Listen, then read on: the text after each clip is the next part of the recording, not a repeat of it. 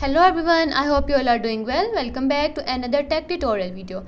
In today's video, I'm going to show you how to fix the Albion not responding issue on your PC or laptop. If your game keeps freezing, crashing or getting stuck on the loading screen, then this video help you solve the problem easily. Watch complete video and follow every step.